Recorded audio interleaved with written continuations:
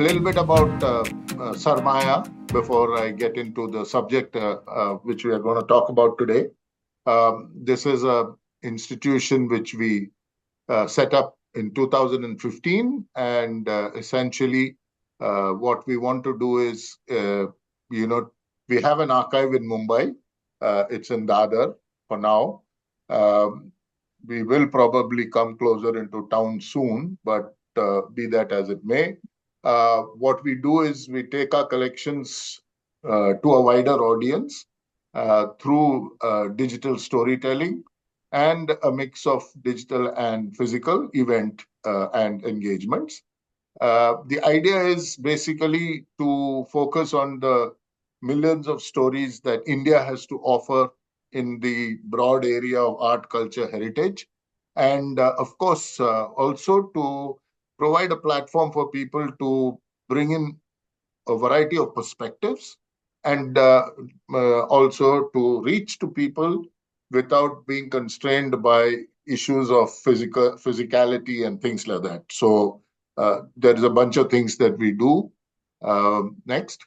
So just a quick overview of what we do.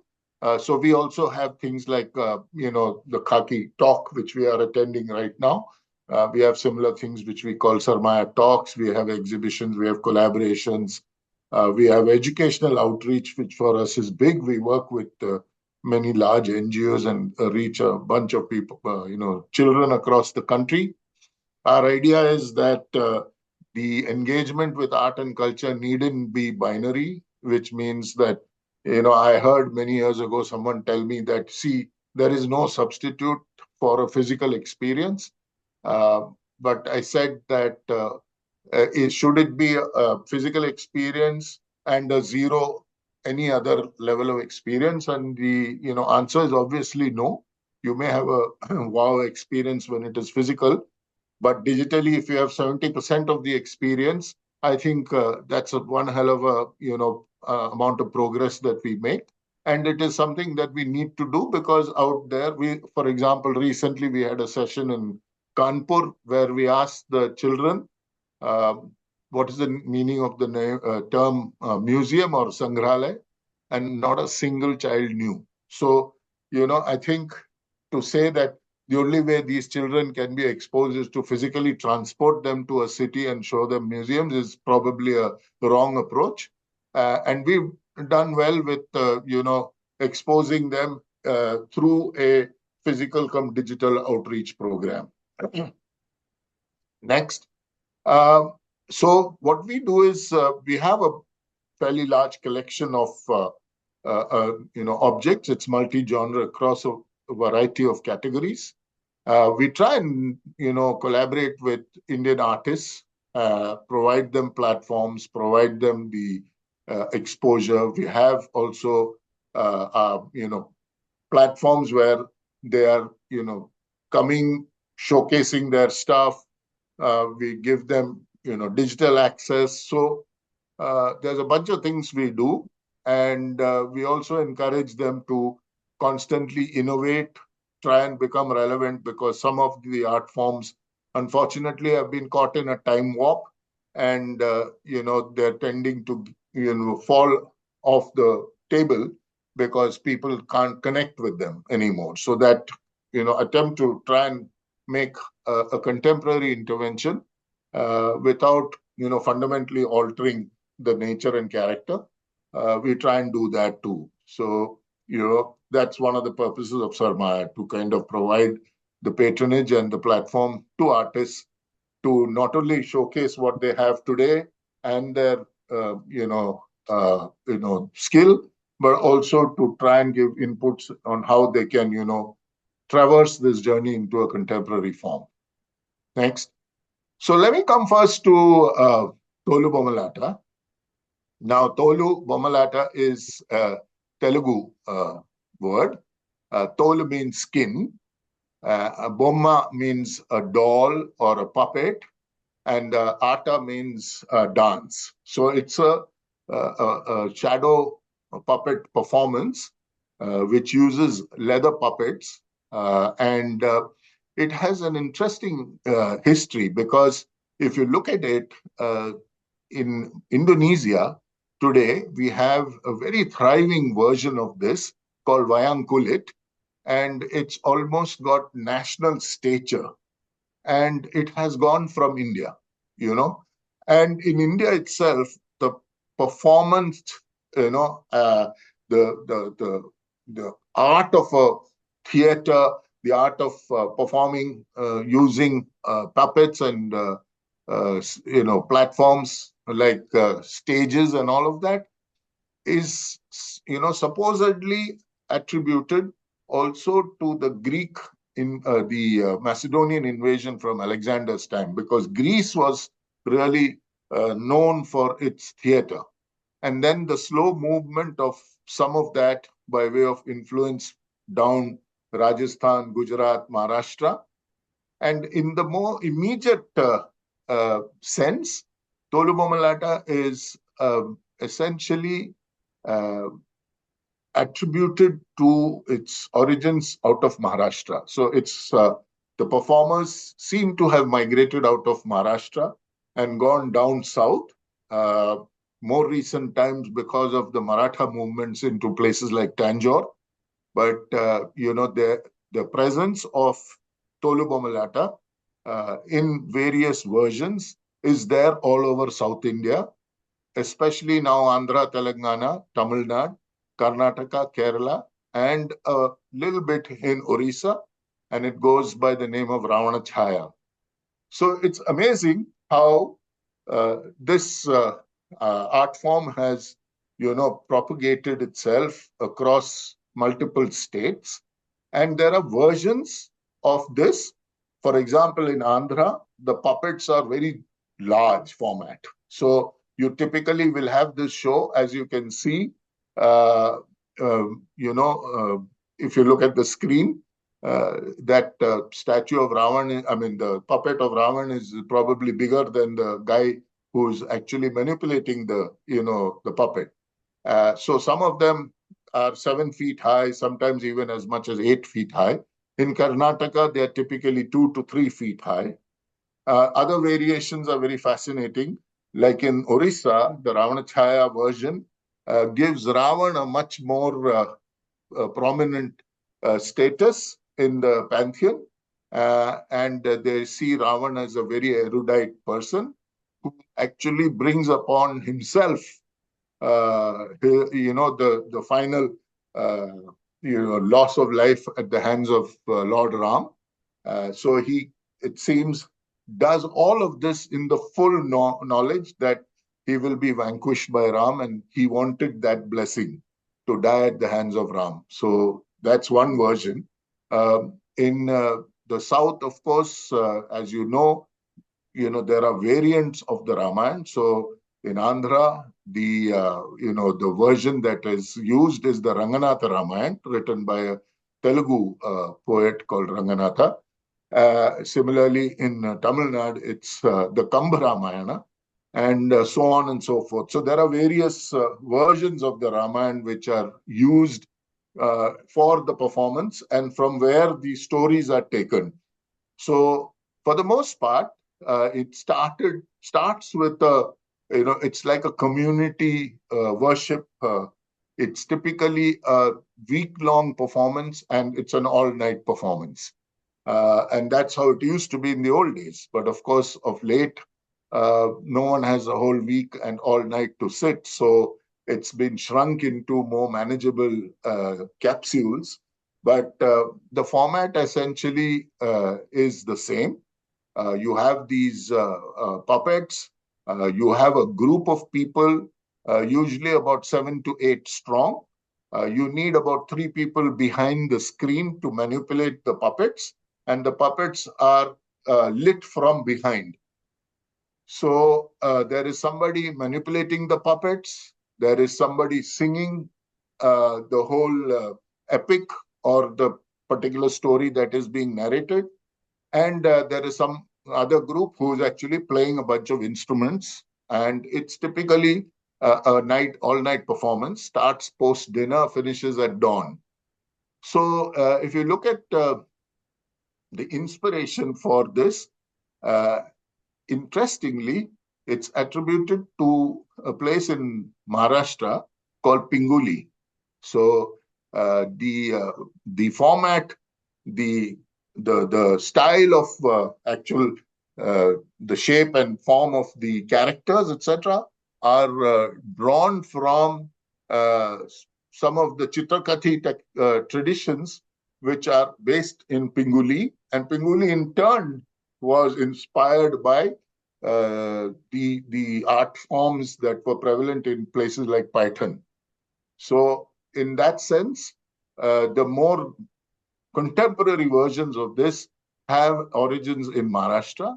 Of course, now they are very, very deeply embedded in places like Tamil Nadu, in Andhra, Telangana, and Kerala. And they go by different names, but essentially the vernacular equivalent of Tholu Bommalaata, which is, like in Kerala, it's Tholu Pava Kut, so it's basically Pava means a doll. A toll is, of course, the same, and Kut is basically a performance. So, in each of these places, there are different variants, and it's really beautiful because the puppets itself are, a creation in of themselves. So it's basically leather.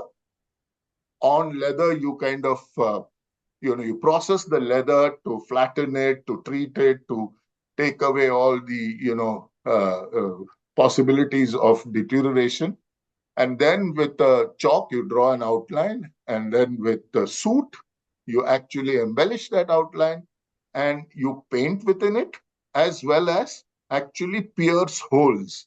And the reason for that is this whole puppet is backlit when the performance is happening. So you have a screen, the white screen, you have the puppet behind it, and you have the light behind the puppets. So the performers are actually performing from either side of the screen so that they don't block the light, but they are manipulating multiple puppets.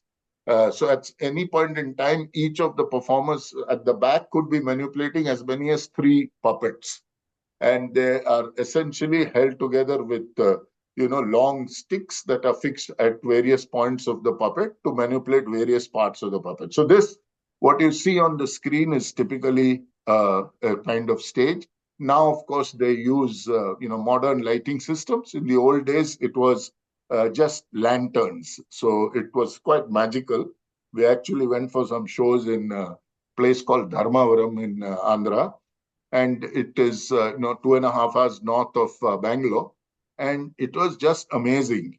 And some of the you know the fascinating part about this is that the performers are such composite human beings, because A, they know the physical art, how to make these beautiful puppets. That in itself requires mastery. B, they know the epics by heart, you know. They know interpretation. You speak to them, they will talk you through the lessons learned from each part of the epic. They will communicate those lessons through these performances. They're also composite musicians. So, it's sometimes sad to see them standing in some of these, craft shows, selling a little leather lantern and things like that, because most of them are people of great skill. And it's amazing that when this format has transported itself to another country, like, say, Indonesia, there it's a national pastime, and it's highly regarded. And it's interesting that in a country that is Islamic, that this tradition in its current format with its, underpinned Hindu epics are still there. But what's fascinating is some of the nuances. So just to give you a few of those, nuances. So in Andhra, Karnataka, Tamil Nadu, this is a performing art. So you are manipulating the puppets behind the screen, and your audience is in front of the screen watching this. If you go to Kerala, it's a very different format. because goddess Kali, when the battle between Ram and Ravan was at its peak, she got busy with something and she missed the action.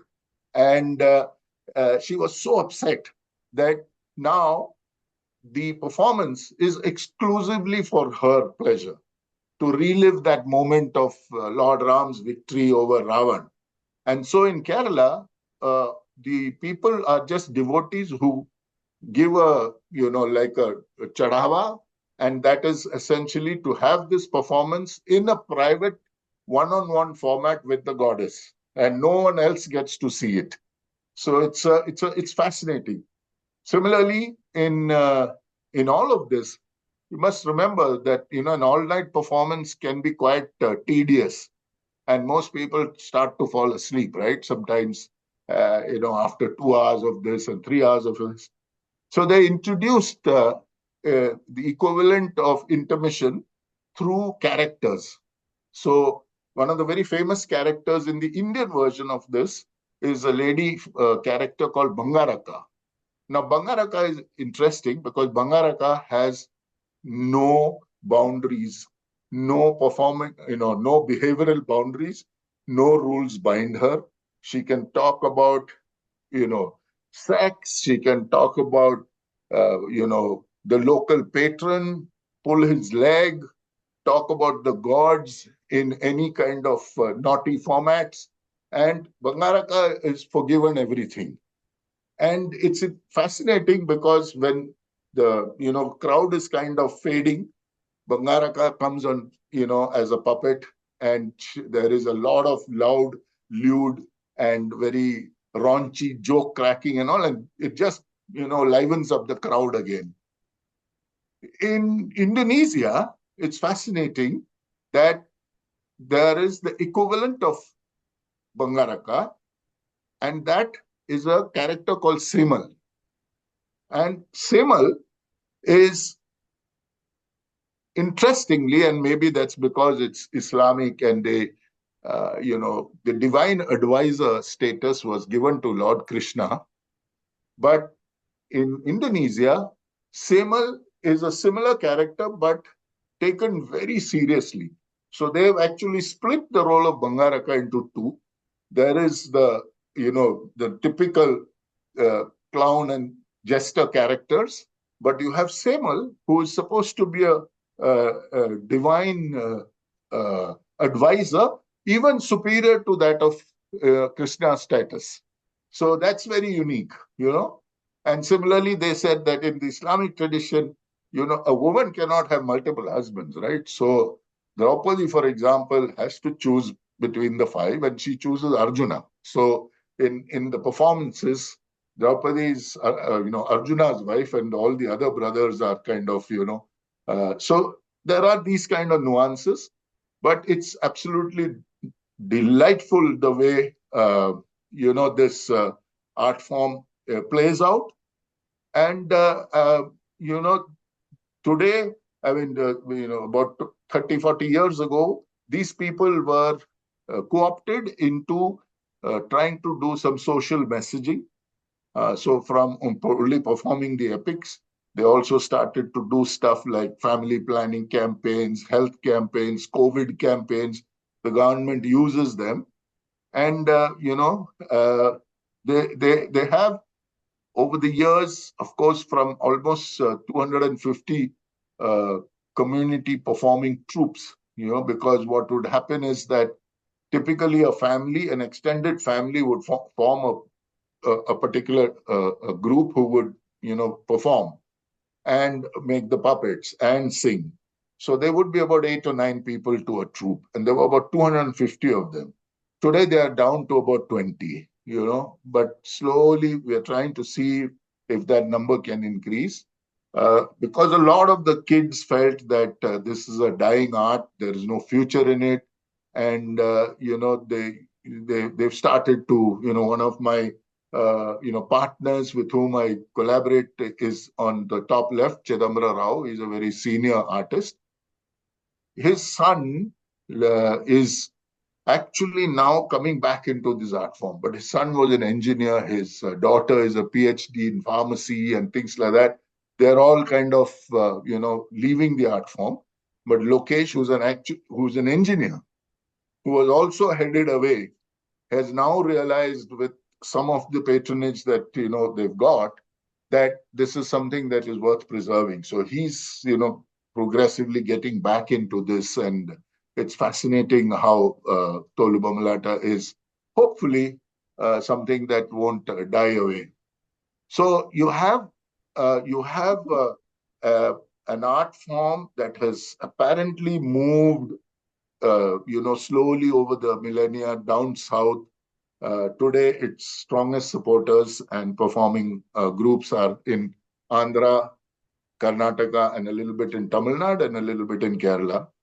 And the inspiration, like I said, started with Chitrakathi, which is based in a place called Pinguli in the Konkan region. From there, they move a little further south, and there's a beautiful temple called the Lipakshi Temple. And the inspiration for a lot of these art forms, in fact, the singular one-sided facial, is all from the Lipakshi Temple. Aparna, if you could just quickly go back a couple of slides where the Lipakshi Temple screen is. This one on the top left. These are all panels at the Lipakshi Temple, and a lot of the characters are drawn from here. Uh, and some of them, like the character at the bottom right, she's, a demon who used to be managing the gates to Lanka, and a very powerful character who, of course, gets destroyed in the epic. But these are some of these characters are just incredible, and the way they are, inspired by temple art. It's fascinating. So that's the, way that they collaborate and they assimilate, locally. In fact, in Andhra, the communities that I work with, it's interesting because they still speak Marathi. So they are, still hanging on to some of their old linguistic, traditions and the background to all of that. So Tholu Bommalaata is essentially, a performing art. Uh, it is leather puppets. It is based, of course, today on a variety of other subjects, but primarily on the Indian epics, Ramayana principally, and of course the Mahabharata. And it's now, spread internationally. There are multiple countries in South Asia which have versions of this. In India, we need to do a lot more because in some of the other countries, they seem to have far more patronage than they have here back home. And I would urge you to meet these people. They're absolutely amazing people who, if you and I tried to recite 2 pages of the Ramayana, we'll come unstuck. They'll recite the whole thing for you, and then you can debate on various moments and things like what is the you know gender issues underlying, what are the caste issues underlying, what are all of these problems, and they happily discuss all of that, and they have a view on all of this. So there are people who are intellectuals, who are performers, who are historians, who are artists. So they're, uh, I would urge all of you to, always look out for them, support them. They're in various parts of southern India, and you should seriously listen to their narrating and storytelling skills. It's just amazing. All right, so that I'm happy to take questions on this later. Aparna, can we move on to Madhubani? Okay, a quick brief about Madhubani.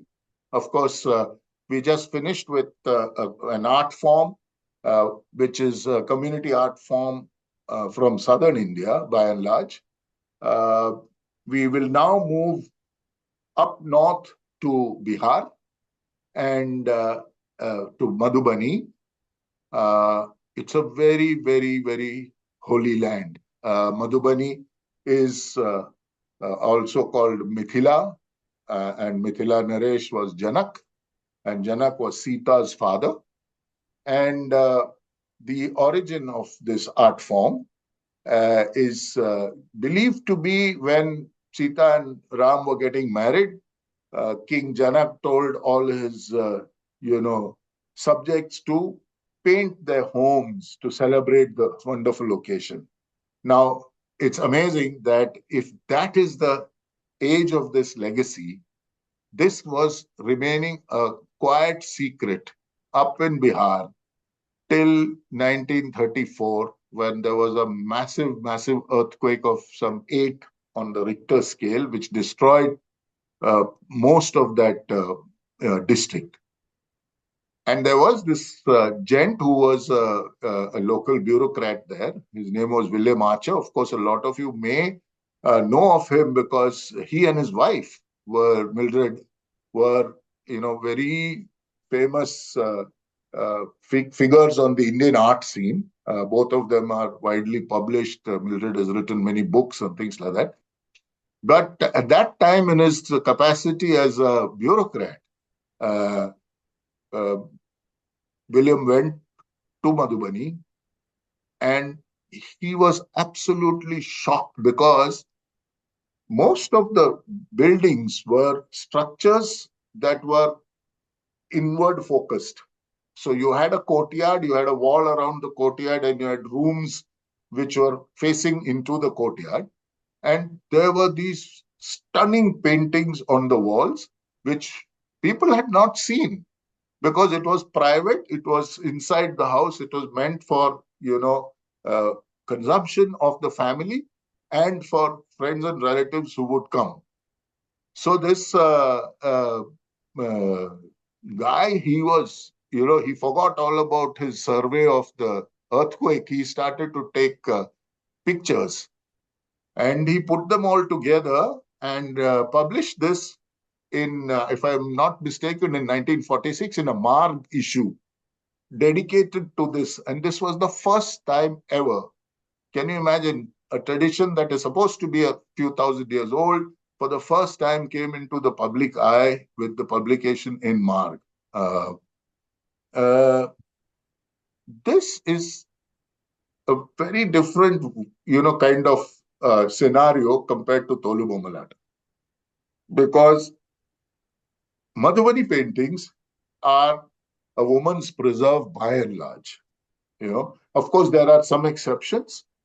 Some very senior artists were men, but the the current almost 100,000 Madhubani artists who exist, almost 99% are women.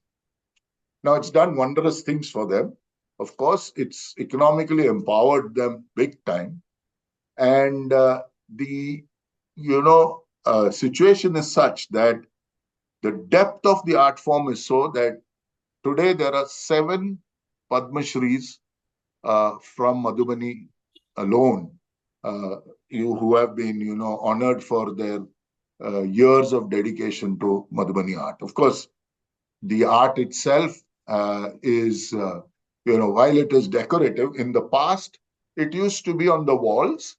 And as with many of Indian art forms, they were essentially, meant as celebratory, displays on specific occasions. So Diwali, Holi, a marriage, a birth of a child. So they'd paint the walls, they'd paint over the previous painting, and there was no real attachment to, what was on the wall. It was in the moment celebration.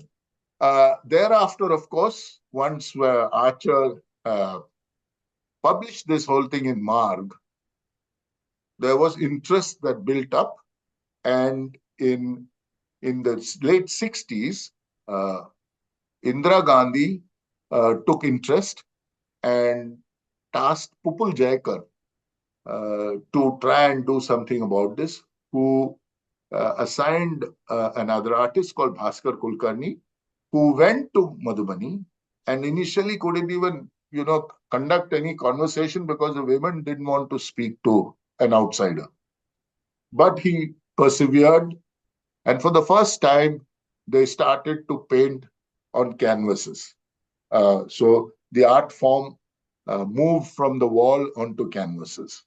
And they got a big boost because three or four people who were art collectors, art patrons, art historians came to Madhuban and started to work with these people and take these works international. So Madhubani art was traveling the world, and people in the 60s, there were ladies out of Madhuban going to other parts of the world to display their art. And one of the most exceptional cases was there was a gentleman who was from Japan, who started to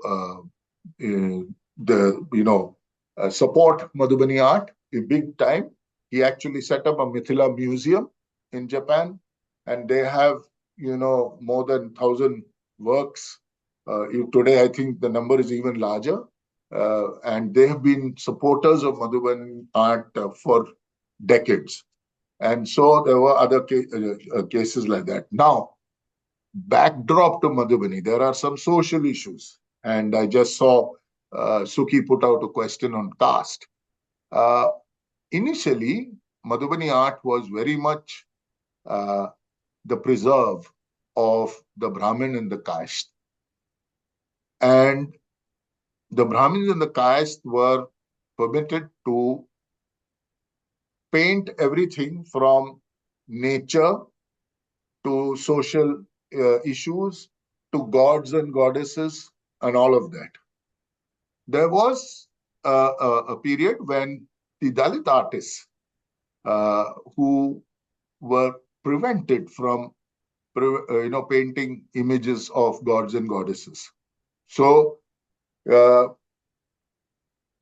did, of course, paint, and they also created alternate narratives. So, for example, the Dalit community there created a character called Raja Salesh, who became their hero, and who used to be constantly captured on the canvas. Today, of course, in fact, the most recent Padma Shri is an artist called Dulari Devi, who is a Dalit, but has been extremely vocal in her presentation, has been very, very liberal in the way she uses the iconography and things like that. And she's now honored as one of the most senior artists currently living. Of course, there are a couple of others also. Now, the art form itself had two or three very fundamental variations. So the first variation, if you see on top on the left, is, as the name indicates, bharni. And bharni means you paint and you fill the paint on the canvas. So and this was one of the most senior artists, a lady called Baua Devi. And the painting is about goddess Kali. And, the bharni was about filling. The one below is called the Kachni style, which is basically lines, but you don't fill the gaps with paint. So you just draw the imagery. And if you see on the right, that's the Godhna style, which was largely adopted by the Dalit community. Of course, today, they all experiment with all the variants across these three forms. And there are things like, tantric art and all of that, which essentially are all, offshoots of these three basic forms. And you can see from the right that the basic canvas is given a cow dung wash, and then the painting happens on top of that. Now, a little bit about some of the symbolism, So if you see the painting on the left at the bottom, it's called the Kachni style, and it's called a kohbar. The kohbar is actually uh, a very interesting thing that happens when a bride is coming to the house as a newlywed. The mother-in-law decorates the bridal chamber, and it's exquisite, the kind of work. I mean, when you go, if you get a chance to go to Madhubani, uh, you should see the kind of work that takes place on the walls. It's exquisite. But the kobar is a very specific thing that they paint, and symbolism is very interesting. For example, the central cross is essentially bamboo, a representation of bamboo, and bamboo is something which is representation of fertility.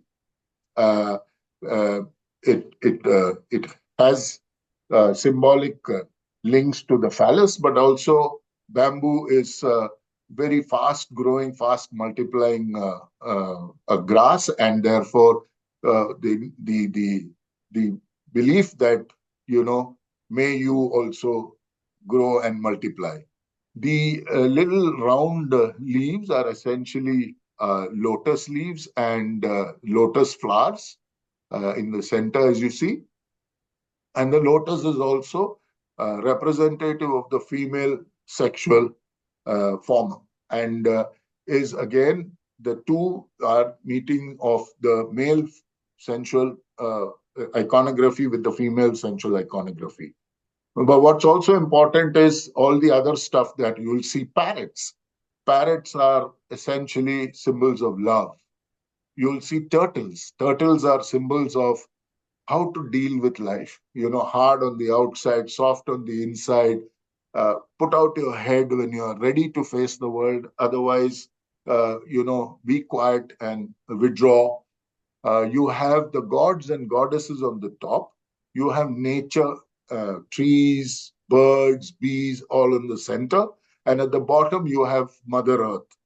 And the intrinsic connection to Earth is just, uh, and nature is just phenomenal in every story, in every format of the paintings. There is constant, depiction of nature in many forms. And of course, the fish. The fish is also a symbol of prosperity, and it's also, the uh, symbol of the Raja of Darbhanga, whose younger brother actually builds one of the most beautiful palaces in Rajnagar, just outside Madhubani. And that palace was built over 1,500 acres and never got occupied because of that earthquake.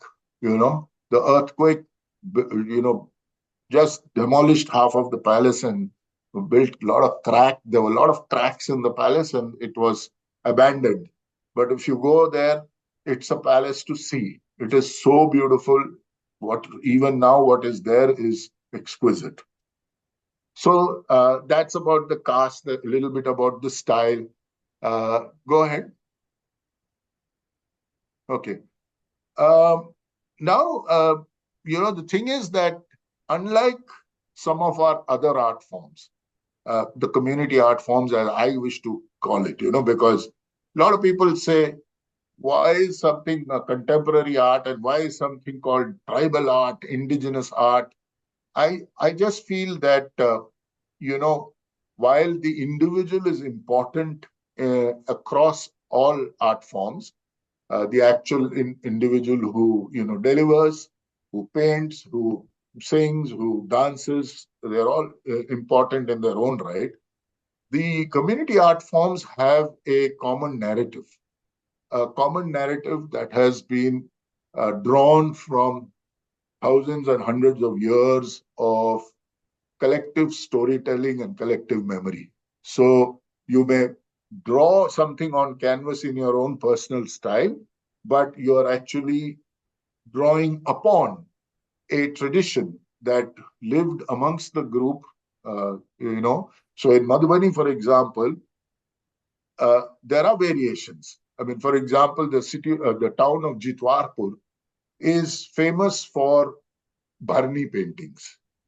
While if you go to another town called Ranchi, that's famous for Kachni paintings, So they do have those differences, but ultimately it's about painting the happy moments. It's about painting nature. It's about painting, the epics. It's about painting gods and goddesses with the underlying story. There are so many stories. I mean, I can't begin to tell you some of them, but there's so many stories, and each painting is a story in itself. Each character, each image and character on the painting is a story in itself. Um, so if you see these two paintings, this is by a painter who's based in Delhi, Pushpa Kumari, and she's very strong. She feels very strongly about some of the issues like female feticide and things like that, and she paints about that. There is someone else, Rani Jha, who talks about abortion. And there are many such socially themed paintings which are fascinating, not just for the imagery but the kind of subjects they pick up. So there's subjects that transcend, all kinds of boundaries, gender, uh, politics, caste, things like that. So, Madhubani, if you ask me, uh, is today probably one of the collective community art forms that is, has huge number of adherents, huge number of, what do you call, people who paint. There are huge number of tutors. They have small schools where they teach you this the art form.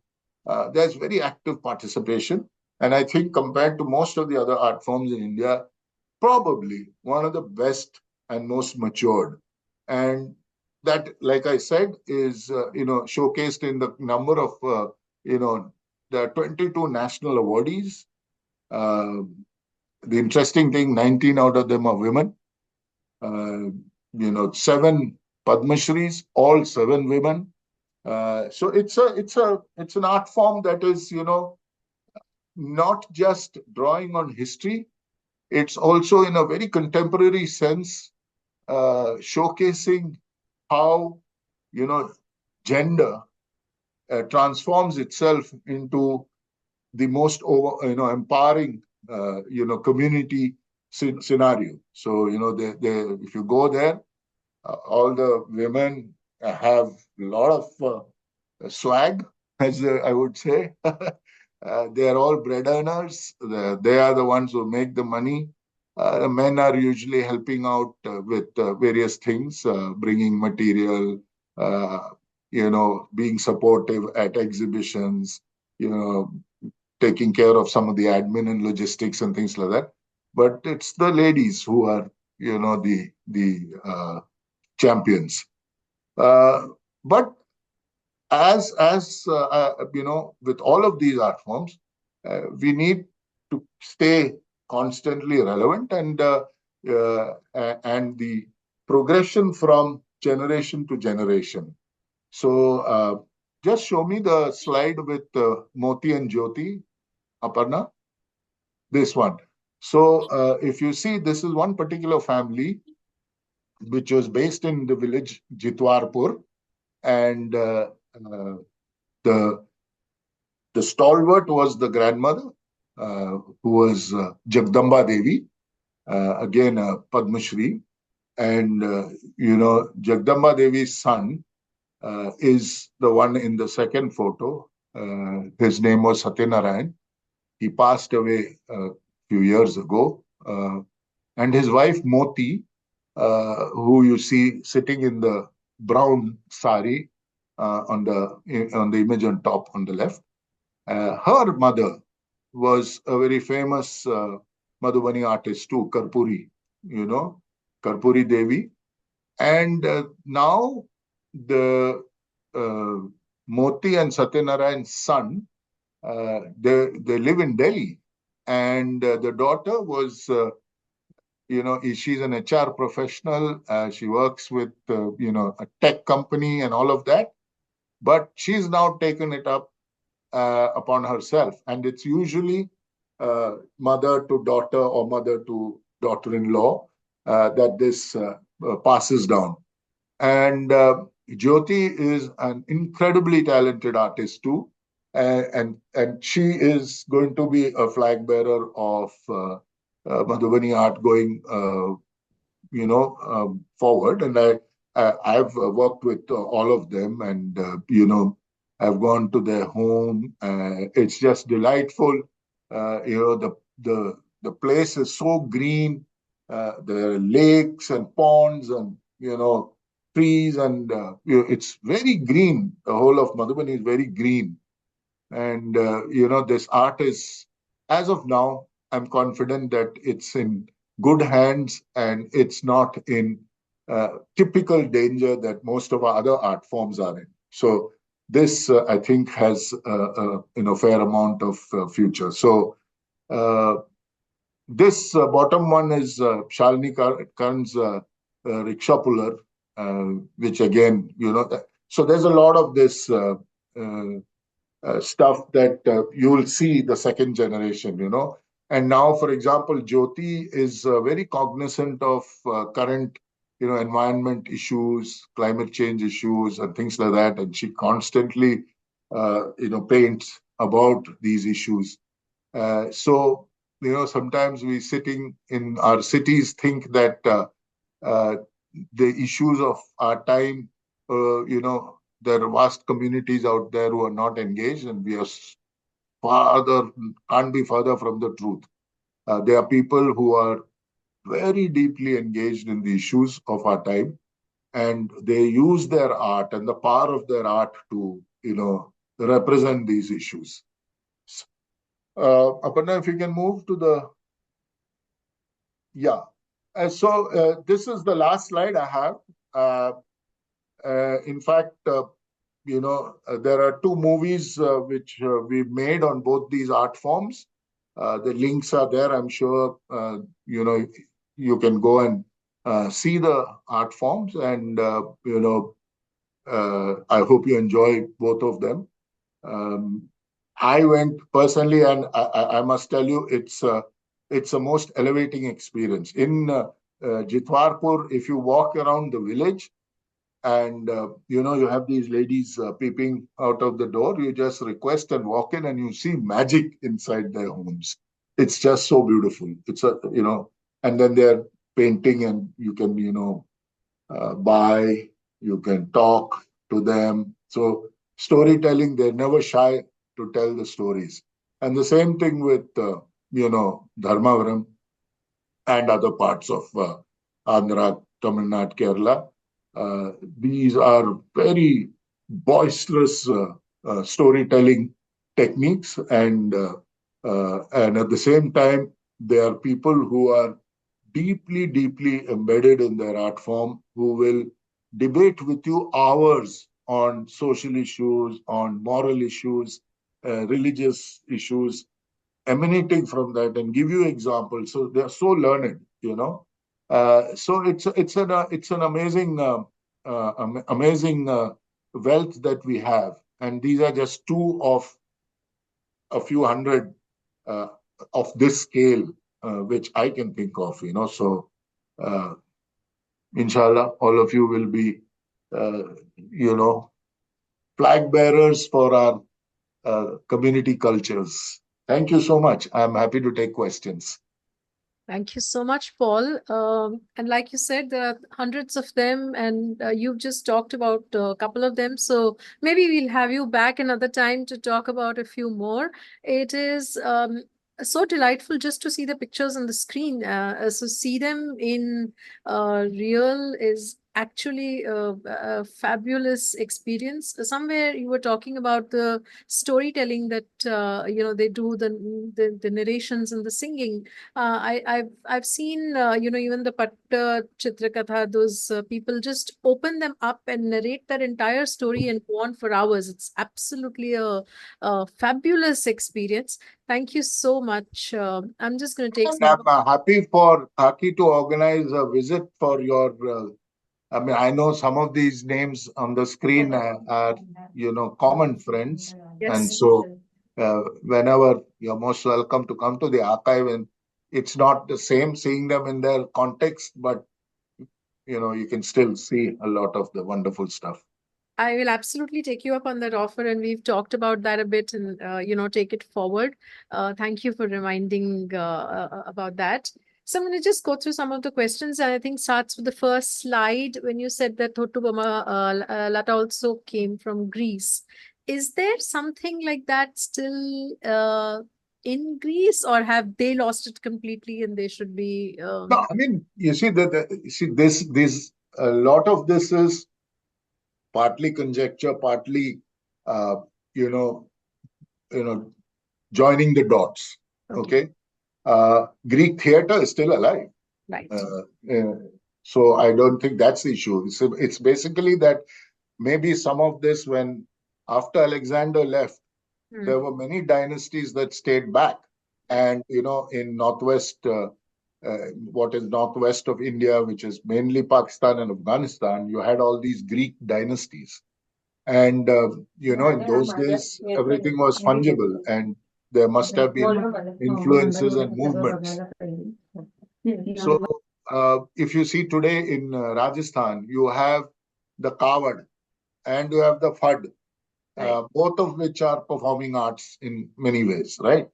And they also have canvases or wooden structures in which so much story is embedded and then someone is narrating. So there is a ballad and there is a balladeer, in that sense.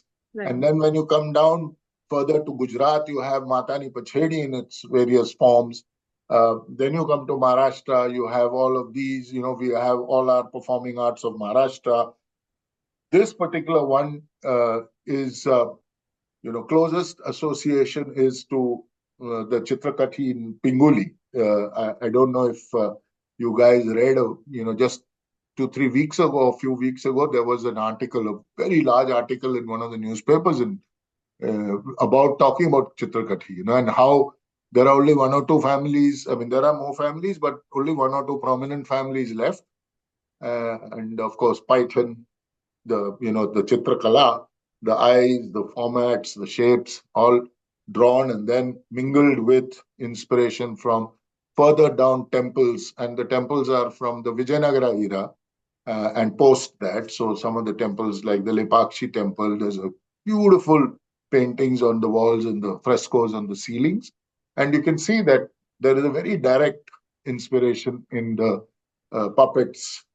So, yeah, I mean, I would say that, if you go right down, it's amazing, the journey. Even if you cut, North West India and say only from the time of the Maharashtra diaspora, even then, if you look at uh, what has happened in Indonesia, that obviously predates some of this. So, obviously, the stuff was in existence and moving. And the stories are the same. It's the Indian epics. Uh, uh, the Vayankolit is again wonderful, wonderful. Uh, it was part of the Hindu Jog Jakarta and Bali kind of traditions, but now it's all over Indonesia, and it's fascinating that a technique that is so embedded in the Hindu psyche is Mhm. actually so prominent in an Islamic country. It is. You talked about the Bangarka, and I Uh, think, that political incorrectness is somehow missing now, and I think that's a great way to bring contemporary issues and sort of poke holes. It somehow looks like a dying skill, so I'm so glad to hear about that. I hope they continue with that. No, political incorrectness was institutionalized in our culture. Everywhere, in every form, we had this ability. Like in Kerala, there is Chakyar Kut. Right. It's an art form where you actually can stand and literally abuse your opponent, you know. And then at the end, you're totally vented and you then part as friends. There is no. Our problem is that we have now got such thin skins that no joke can pass. Right. Right. It's so delightful to know that this was there. You talked about Chitambara Rao's family, and it is so heartening to know that young, people who are sort of now professionals have decided to go back into. I think that gives a lot of hope for the art form. So that was just a comment. Um, Lots of compliments for your talk, and then Adil has a question saying. Whether shadow puppetry performances are not prevalent in any other places in the northern part of India. I know that puppets themselves are very popular in Rajasthan, Yeah. but I'm not sure. Maybe you can tell about that. Yeah, but there are other forms, like, you have the chow Yeah. in, Bihar and Eastern India, Hmm. which is essentially a modified version of this, where the individual is embedded in the accessory and Right. they perform.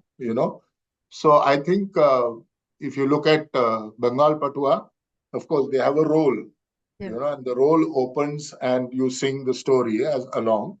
Right. You have the same in Odisha with Ravana Chaya. So it's there. Storytelling is in our blood. We are an oral storytelling country. I mean, none of our very famous epics were ever documented in writing. The Upanishads were all orally transmitted, Right. So we have a strong oral storytelling tech. What we do, of course, is we occasionally, because of that, ritualize some of the things so that we don't forget, Right. you know. So, yeah, it's very prevalent. You answered this question. You talked about the styles of different castes. Is that something still prevalent, or do we find that the people from different castes are now able to? I mean, it would be such a travesty if that caste system was still embedded in the arts themselves. Well, now it's not so much, what you call, it's not something that is kind of prescriptive. It is that they've got such depth in their versions of the stories. They're happily, building on that.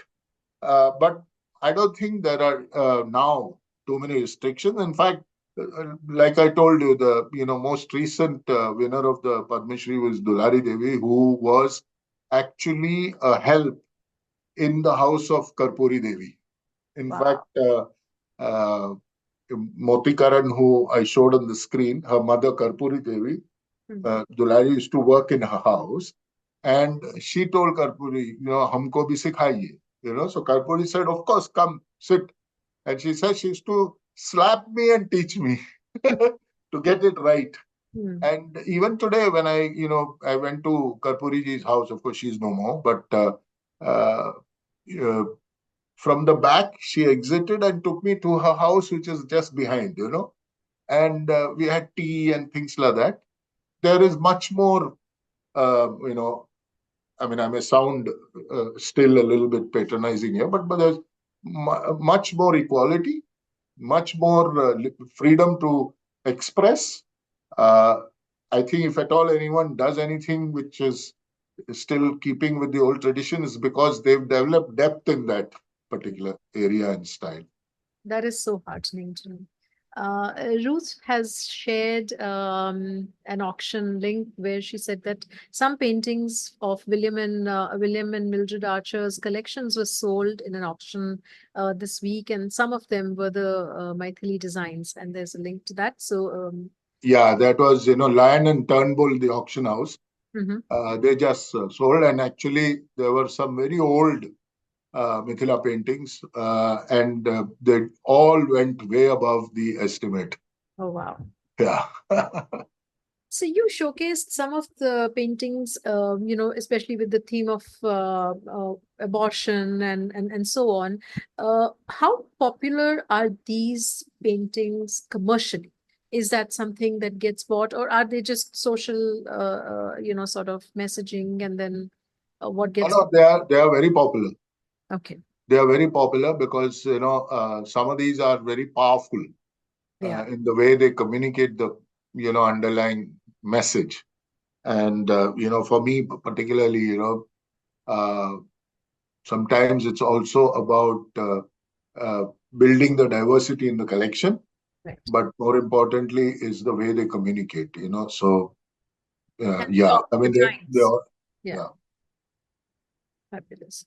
Jyoti is again complimented and said it is a lovely talk. Do we get the leather puppets to buy as miniatures? I do see leather puppets occasionally. You do. I mean, in the sense that now they are, like if you go to any of these exhibitions, you will get leather puppets in smaller formats, which are meant for, but it's nice. It's nice if you can kind of, build a little story, frame them nicely, and keep them. Uh, but the ones they use for performances are governed by some ground rules. So in Karnataka, Togala, Bombaya is basically 2 to 3 feet, you know, and the performance itself then alters. For example, in Andhra, when you're using 7 foot puppets, the way you do it is much more physical and it's much more grand. So it's nice to get a smaller version of it Hmm. uh, to collect, but once in a while buy a big one. Absolutely loved Shalini Karn's rickshaw puller that you had shown. I think there's so much in that painting to see. That the Adivasi woman is a tribal woman is a rickshaw puller. That's fabulous. Yeah. Adil says, when will we as Indians learn to appreciate and respect our own traditional art forms and artworks? Because if Japan can have a museum with 2,000 artworks in one place, museums in India may not totally have that many Madhubani artworks on display. And he's so right. It's very hard to come across places where you can find the artworks and then also to know that there is a museum which has that artwork. But I guess funding is a constraint. Or do you think there's any other reason? No, I think, first and foremost, of course, it's only recent, it's relatively recent in a lot of our art forms, if you actually look at it. Madhubani, like I said, it was first ever seen by the outside world in 1934 and thereafter 46 and then in the 60s. Right. So their histories are relatively, and you had to be a particularly interested, either from the anthropology or sociology perspective, to go and engage, travel all the way to Bihar and things like that. Today, of course, it is much more wider in its distribution, in the access. A lot of them are actually moved out. They live in places like Delhi. So, it's very different in that sense. But having said that, I think we still uh, need to do. Some people are doing bits of it. For example, in the Bihar Museum, there is one large hall which is dedicated to uh, Madhubani art, and they are large format works. Uh, and there are other smaller ones. But I'm, for example, if you go to Bhopal, you'll see some of these, traditional art forms in the museums there. There are two of them there. So there are places, but for something that is indigenous to us as a country, I don't think we're nowhere near the kind of scale we should be doing. I mean, for example, I don't see any reason why some of these art forms are brought out of their geographies and publicized in other parts of the country. You Absolutely. know, our children in schools should be aware of the rich, rich, rich heritage that we have. I'm still shaken by your comment that children don't know what a museum is. So, Yeah.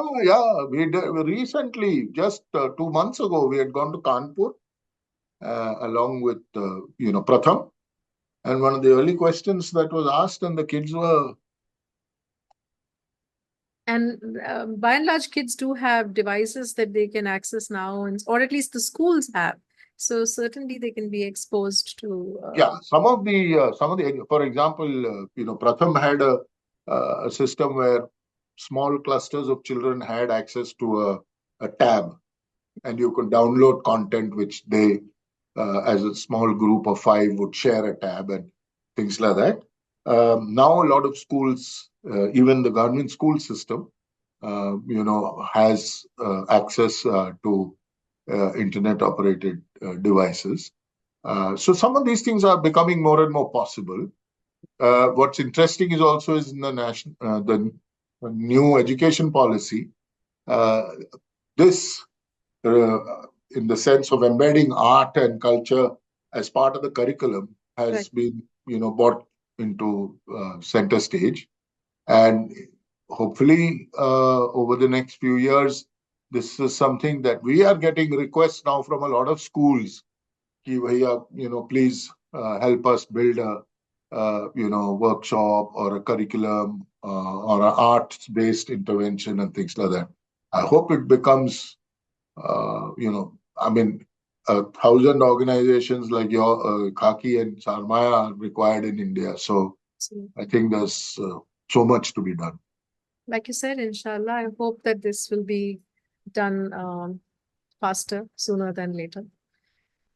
Sharda says, such a delightful talk. Paul, loved how you took us lucidly through the traditional art forms and the symbolism behind them. I think it's wonderful to see the connect, like she says, about where they come from, what they say, and who are the people who do this all together at one place.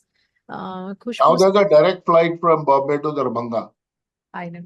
So go to Madhubani. And I'm sure a lot of them will love to, take you through their homes, showcase the works. That's a And good idea, though. We are constantly looking for places to go as small getaways. Certainly, that's something worth considering. Of yeah, and there's so much history around there.